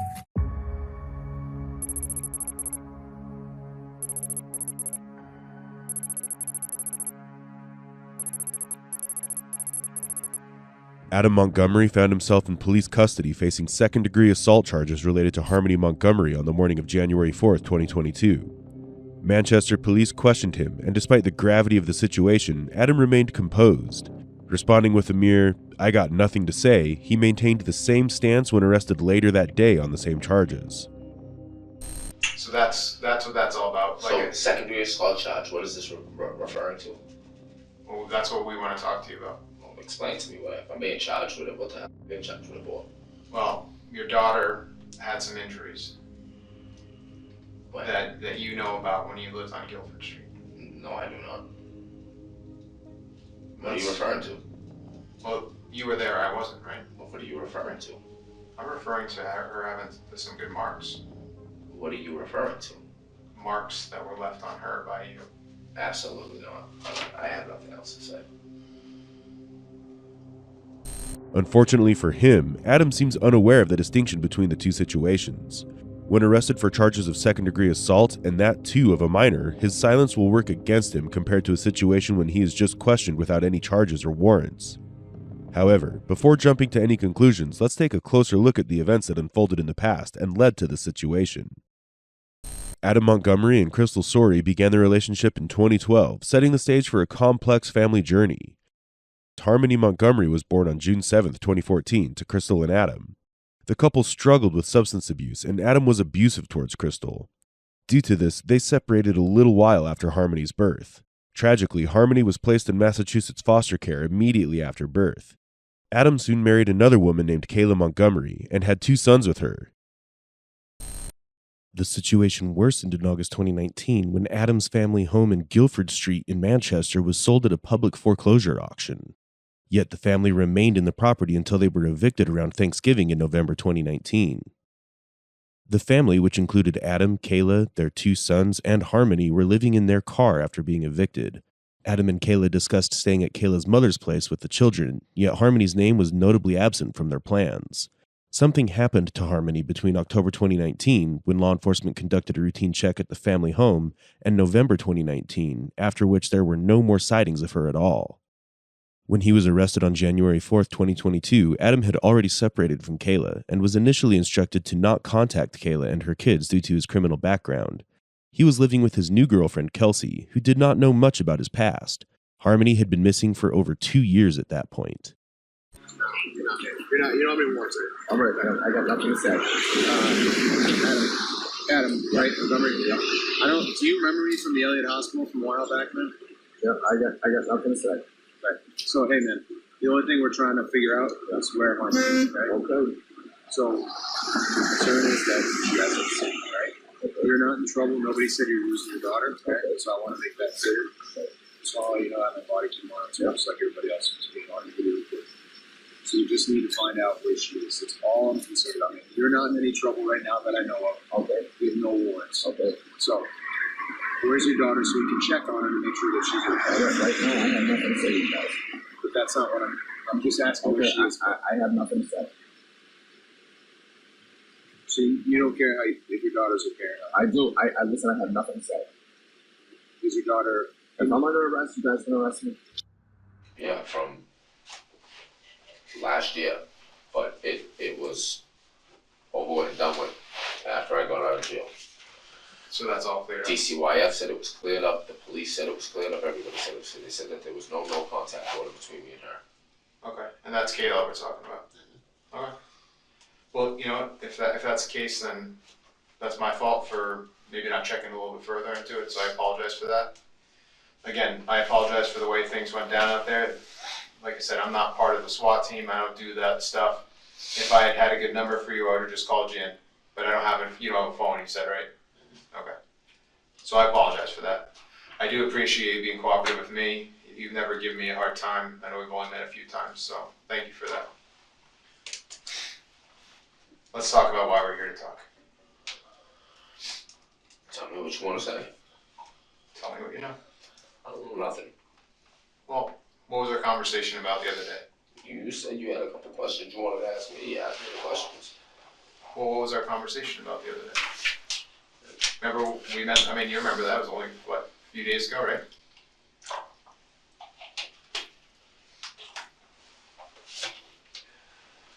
We had a lot of worried people and scared people right now in the community. I know you're worried about the well-being of your daughter, and I kind of want to get ahead of this because I don't want you to be painted as a monster. Well, that's what you guys are already doing. I am? No, we're not doing that. Oh, yeah. Can you explain that to me? That's what you guys are already trying to do, man. In the interrogation room, the initial apologies from the first detective to Adam serve as a strategic effort to establish a positive rapport. By expressing regret for the perceived rough behavior during Adam's arrest, the detective aims to diffuse any potential tension and create an atmosphere where Adam feels acknowledged and respected. This calculated approach is driven by the detective's awareness of Adam's manipulative nature and the importance of initiating the interrogation on a note that grants Adam a false sense of control. By commending Adam for his willingness to cooperate, the detective subtly reinforces the notion that Adam holds a certain degree of influence in the situation. This approach is designed to make Adam more amenable to sharing information, or perhaps providing a confession. The decision to allow Adam to smoke during the interrogation is another strategic move. Allowing this small comfort can create a more relaxed atmosphere, potentially leading to increased openness from Adam. Keep in mind that Harmony has been missing for 2 years, so finding any clue about where she might be is really most important at this point. Observing Adam's body language after receiving the cigarette reveals a boost in confidence. This change in demeanor suggests that the detective's efforts to establish a comfortable and empowering environment have been effective. So that's what that's all about. So, secondary assault charge, what is this referring to? Well, that's what we want to talk to you about. Well, explain to me what if I'm being charged with it. What am I being charged with it for? Well, your daughter had some injuries that you know about when you lived on Guilford Street. No, I do not. What are you referring to? Well, you were there, I wasn't, right? Well, what are you referring to? I'm referring to her having some good marks. What are you referring to? Marks that were left on her by you. Absolutely not. I have nothing else to say. We talked about how we were worried about your daughter the other day, right? Okay. You remember that conversation? I remember that conversation, but right off the rip, with the way you're approaching the conversation, you guys are completely out of line. So. Me? Yeah. Do I? In the time that you've known me, which What you just said to me, you guys are completely out of line. Okay, but so explain to me, how are we out of line? I have nothing to explain. Okay, but wouldn't you rather explain it so we can make sense of it than just have other people's side of the story? Like, you want to defend yourself and like this picture people are painting of you? Now's your chance, man. Defend. Whose side of the story? Who's telling you these things? People that were close to you. Obviously not. Well, maybe at the time, maybe not anymore. Yeah. I mean, you saw that reward on the news, right? No, I did not. Do you know that the reward is about $40,000 to find where your daughter is right now? Okay. When you start throwing money around like that, people come out of the woodwork that you would never expect to do. Okay. So, like I said, when I talked to you a few days ago. Can I have another cigarette? Sure. I kind of told you this thing was going to get a lot bigger. That's not right. And we wanted to get ahead of it. But you're sitting there telling me that right off the rip that there was something wrong with my daughter because of me. No, that's... Okay. So if your daughter had marks on her at some point when you lived over there, how would you explain those? How would she get those marks? Well, I would love to know when that marks were there because DCYF came to my house multiple times. Okay. And we know that they came there. Right. And closed the case. Okay. Do we know that DCYF is the flagship agency in the country? No, but if there was significant marks like you're referring to, I believe they would have flagged something at that point and they would have said something. They wouldn't have came there and seen that the kids were well taken care of. All the kids loved being at the house with me. But yeah, but for you to sit there and say that it was inflicted because of me. We're just going on what we hear. You're not telling us how it happened, so we're going with what we have. But I don't even know what you're referring to. What are you referring to? Your daughter had a mark on her face that multiple people, have told us was inflicted by you. Multiple people that weren't even living with us at the time. Well, there was enough people that had spoken about it.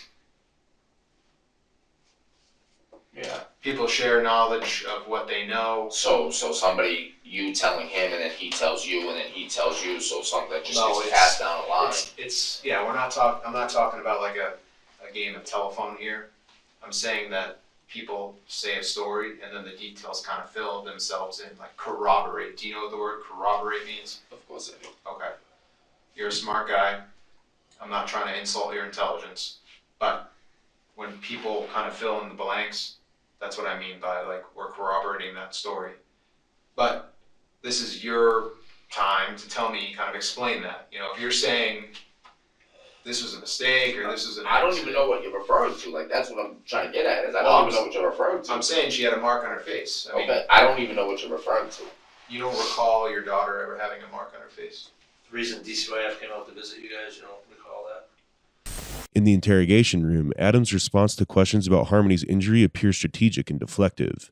When asked, he acts as if he doesn't understand, possibly giving the detective multiple chances to clarify or correct their inquiry.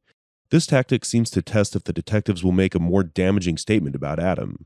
When the detective offers Adam an opportunity to share his side of the story and speak the truth, Adam counters by pointing out the perceived mistake in holding him responsible for Harmony's disappearance. Despite having sole custody before Harmony went missing, Adam vehemently denies any involvement. This is where you can clearly see him tensing up more. The repeated smoking of cigarettes also suggests the same. As the detective delves into more specific questions about Harmony and her injuries, Adam abruptly shuts down, stating that he has nothing more to share. This refusal to provide further details may be a strategic move to control the narrative and limit the information he discloses during the interrogation. Adam's responses suggest a calculated effort to distance himself from the responsibility for Harmony's disappearance, and he maintains a defensive posture throughout the questioning. I don't know. October, September, somewhere around then. And what year is that? 2018. Okay. And at the time, I was going for custody for my daughter for at least a year already at that point. And Crystal was showing no interest of going to get our daughter back. So finally, in like, I don't know, December, January, February, something along them lines, courts called me, told me I could come pick her up and bring her home. Brought her home. And then, I don't know, it was, I think the month before, my grandmother left with my brother and his girlfriend. And then the month after, I want to say, Kevin left. So then who was left living at the house? Me, Kayla, and the kids. In that time period, I don't know which kids were born yet and who was. It was Declan and Seamus. Okay, and then Harmony moved in with us. Okay. So what time did DCYF get involved with you guys? Like, were they over there often, or was it just like a certain period of time? Or they were there every single day. The police showed up every single day, saying because that's what it was. That's what it was due. That's what it was due to. So Kevin moved out because between me and my wife and Kevin, we were supposed to like pay the bills, keep the heat on, the gas on, whatever. Well, Kevin was supposed to pay the electric bill. He didn't pay the electric bill. Me and my wife, I picked my wife from work and showed up at home. They were shutting the electricity off. So me and Kevin got into an argument about not paying the bill. Yeah. And he took his shit and moved out. And then so the next day, or 2 days later, something like that, I don't know, DCYF showed up and the police showed up because they said that we were unfit to have the children at the house because there was no electricity in the house. Okay. But we had a generator running, we had the fridge hooked up to it, there was food in the fridge, everything was fine. The police showed up, seen that the kids was fine, there was nothing wrong with them. The DCYF showed up and they left. And was that like summer, fall? Like, when was that? I want to say maybe spring, going into summer, maybe. Oh, okay. So like, you guys hadn't been there for too long then. 6 months or so. Okay. And how did it end up that you guys got kicked out of there? All right, so it was my grandmother's house. Right. They didn't pay the mortgage or whatever. They moved to Florida, so the mortgage payments weren't being paid. And I don't know, right around Thanksgiving sometimes, the sheriffs came and threw us out. And then me, Harmony, and Declan, Seamus, and Kayla left. And where the heck did you guys go from there? We were in our car. Oh, so you lived in your car at that time? For a couple of days. Okay. And then... Did you have like a van or something like that back then at least? What were you driving back then? Chrysler of some kind, I forget. Oh, so it was just like a sedan? Car, sedan, yeah. Okay, so you're living in the car, so you, Kayla, and the 3 kids were living in the car for a few days, and then how'd you get up out of that situation? Like, who took you in, or where'd you guys end up? We ended up going to her mom's house, Kayla's mom's house. Okay, and what's her name? Chris. Chris, how's she? Well, I mean, she must be okay if she's willing to take you guys in. Yeah, alright, they're like, alright, I, you know what, man, like, I don't even want to talk anymore. Like, this is just beating around the bush, man. It just seems a little too silly to me. In detailing the sequence of events, Adam appears forthcoming and sincere in his responses. However, there are signs that suggest a lack of complete honesty, such as his closed posture, low-pitched voice, and consistent avoidance of eye contact. Notably, Adam's uncle had reported Harmony's black eye, and it extended beyond the general notion of the couples being unfit parents. It explicitly highlighted injuries inflicted on Harmony. Further, when Adam acknowledges seeking assistance from Kayla's mother for rehabilitation, a crucial detail emerges. Due to space constraints, the couple had to relocate to a shelter during this period. It's within this transitional phase that Harmony mysteriously disappeared. This raises critical questions about the specifics Adam might be omitting or downplaying to present a narrative that emphasizes his innocence. What exactly is Adam strategically leaving out of his responses to convince the detective of his innocence? Why is it that you refuse to talk about her every time we bring her up? Because you guys are just sitting here beating a bush. It's over and over. You guys asked me what happened the other day. I told you what happened. You wouldn't tell us the other day. You guys talked to me the other day. I explained to him what happened the other day, and now it was just a charade. Yep. No, don't worry about it. You're not under arrest, and I'll come up with some fucking bullshit. He didn't arrest you. No, the other day. No, but then you had a fucking SWAT team roll up on me, and the D-Techs follow me around for the last 3 days. Yeah, people are coming out of the woodwork. That's what we're trying to tell you. Like, we don't want you to be painted as a monster. We want you to maybe explain yourself a little bit and give us some side of your story. We have nothing. We have just what we're hearing from people. $40,000 can drag a lot of people out, whether you believe you're your friends or not. No, I bet it's a lot of money. Yeah, I know it is. Absolutely it is. That's what we're trying to get. Now's your time. Like, you keep locking up on us. You don't want to tell us anything about her. No, I got nothing else to say. I think you care about all my kids. Right. But the one I care the most about is your daughter, Harmony. And we have people around the clock calling into us, giving us tips from all over the country because they care too to try to find where she is. My only goal, which I told you the other day, is to make sure that she's safe. I don't want you to get tied into something if you didn't do anything wrong.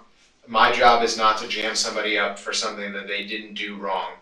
And if you can tell me that you didn't do anything wrong, then I want to believe you because, dude, I've met you now a few times.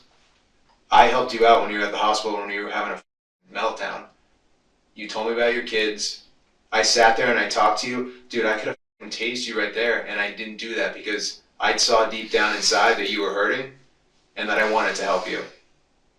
Right now, all I'm trying to do is help your daughter. I want to bring her home, and I can't do that without your help. Two significant points emerge at this juncture in the interrogation. In the span of just 25 minutes, Adam consumes 3 cigarettes, a behavior often associated with individuals facing intense stress. While it's known that he has a history of substance abuse, the severity of how it affects him becomes evident in this chain-smoking episode. The 3 consecutive cigarettes signal a heightened level of distress. Moreover, the detectives initially attempt to leverage fear of potential consequences as a tool to prompt Adam to divulge information. However, they swiftly recognize that Adam is not easily intimidated by this system. Subsequently, they shift their approach and opt for sympathy, aiming to establish a more personal connection. The detectives focus on appealing to Adam's emotions, particularly emphasizing Harmony's well-being in an effort to elicit a more open and cooperative response. Dude, hey, can you look at me? Help me, please. That's all I'm asking for. I can't sleep until I know that she's okay. And I know that you know where she is or what happened to her, but I can't do it without your help. And if you don't want to look like this animal, because I don't think you are. Not that I don't think you are, I know you aren't. But I can only do so much for you, man. I know. I'm begging you to help me. Because as much as you're hurting inside, I'm also hurting inside, and I don't know how you can sleep at night because I'm sure it's eating the shit out of you. Am I wrong? No, it's eating me apart. I know I'm not seeing my wife, I'm not seeing my kids. You guys are just playing games like this. Dude, but I'm not trying. We're not trying to play games again. Good. Like telling my wife and kids that I'm not allowed to see my wife and kids. But dude, that was a mistake from some court paperwork that hadn't been updated. So like I said, I apologize for that. But it was updated. DCYF told them. No. This was some like DV paperwork I'm talking about. But I'm talking about DCYF already told us multiple times that there was no contact order. Maybe through DCYF. But it could have been through DCYF. Yeah. So let's, criminal. dude, let's forget about it. I You've just- seen your kid, you've seen your wife and kids over the last how many days, right? I haven't seen him in the last I haven't seen my kids in the last 2 days, 3 days. Okay. You're always going to be their father. Declan, Seamus, and then Sierra, right? Kiera. And then there's Harmony. I got nothing else to say. That's it.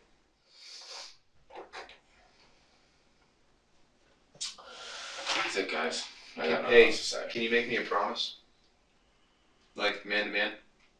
Can you tell me that she's alive? You're gonna play the same word games that you played with me the other No, day. it's not word games. I got nothing Because else we to care, say. man. We want to know. This isn't gonna go anywhere. Like this isn't gonna stop. So you know. No, it's not. So So either get on the bus now or get run over. I got nothing else to say. Why is it you have so much trouble talking about Harmony? Guys, I got nothing else to say.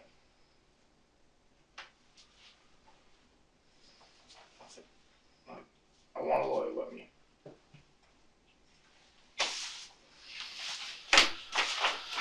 In a final effort, the detective endeavors to delve into Adam's feelings regarding his children.